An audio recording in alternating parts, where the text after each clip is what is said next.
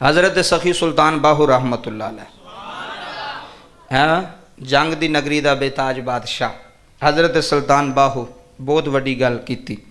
हज़रत सखी सुल्तान बाहू रहमतुल्लाह अलैह को एक मुरीद आ गया। मुरीद तुहानूं पता कोई ना कारोबार चलदा उदों पीरां नूं कहंदे जे कोई तवीज़ दिओ या कोई दम शम करो कोई दुआ करो। वो आ गया हज़ूर बड़ा परेशान है, 2 साल हो चले ने दुकान नहीं चलती पी। आप फरमांदे ने एक काम करी तो चल जाएगी। आखे लगा हज़ूर बड़े काम किए ने, नफल भी पढ़ना वा तस्बीहां भी पढ़ना वा। कई बंदे दुकान ते आके सूरत यासीन भी पढ़ते हैं कुरान भी पढ़ते हैं तो दुकान चलती है। मैं दसन लगा जी कारोबार चलाण दा नुस्खा देन लगा जे तुहानूं बहुत वड्डा। हज़रत सखी सुल्तान बाहू रहमतुल्लाह अलैह जुबान च जिहड़ा आंदा मेरा कारोबार नहीं चलता, मेरा निज़ाम नहीं चलता, दुकान नहीं चलती, उहदे वास्ते आप फरमान लगे बेलिया एक काम कर लै तेरी दुकान चल जाएगी। हज़ूर हो की इधर तवज्जो करियो। आप फरमान लगे पुत्र अपनी जुबान मिठी कर लै। आए की कर लै? अपनी जुबान मिठी कर लै। ये नहीं आख्या भी चीनी खा के मिठी कर लै। यह तुहानूं दसन लगा भी जुबान मिठी करने का मतलब की है?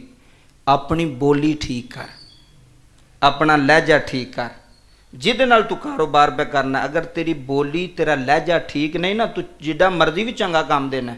लोग आते तेन बोलन की तमीज़ ही नहीं। लोग आते यार तेन गल करन दा तरीका ही नहीं, यार तू की कारोबार करना। ए जिहड़ी दुकान ते एक बारी जाओ तुसीं आजमाया होना, किसी दुकान ते टुर जाओ वो तुहानूं एक बारी कपड़ा विखावे तो दूसरी बारी तुहानूं आखिओ कोई नहीं हुण कपड़ा तू पता नहीं लैना भी कि नहीं लैना। गुस्सा चढ़दा कि नहीं चढ़दा? बंदा आंदा चलो निकलो इहदी दुकान ते सारी जिंदगी नहीं वड़ना, इहनूं बोलन दा ही नहीं पता। मैं ऐसे भी जानना एक बजुर्ग सन, उन्होंने करियाने की दुकान होंदी सी साडे इलाके च। तो जो कोई बच्चे ने चीज़ लैन जाना तुहानूं पता बच्चों की आदत होंदी है, रुपया दे के ते ऐ वो चीज़ ऐ नहीं मैनूं ऐ दे दिओ, नहीं ऐ नहीं मैनूं ऐ दे दिओ। उन्होंने गुस्सा चढ़ जाना, उन्हें डब्बा ही उन्होंने मूँह ते मार कढ़ना भी तुसीं की मैनूं मेरे तमाशा लाया तो मैनूं की तंग करदे पे। तो वो जिहड़ा बच्चा एक बारी हुण टुर जांदा सी ना, फिर वो परत के सारी जिंदगी उहदी दुकान ते जांदा, वो मार खाण थोड़ी जाना सी। अब बच्चों की आदत होंदी है ना जी। फरमान लगे अपनी जुबान मिठी कर, अपना लहजा मिठा कर। और अगला कौल जिहड़ा बहुत वड्डा कौल है, आप फरमांदे ने कड़वी जुबान वाले दा, कड़वी जुबान वाले दा शहद भी नहीं विकदा।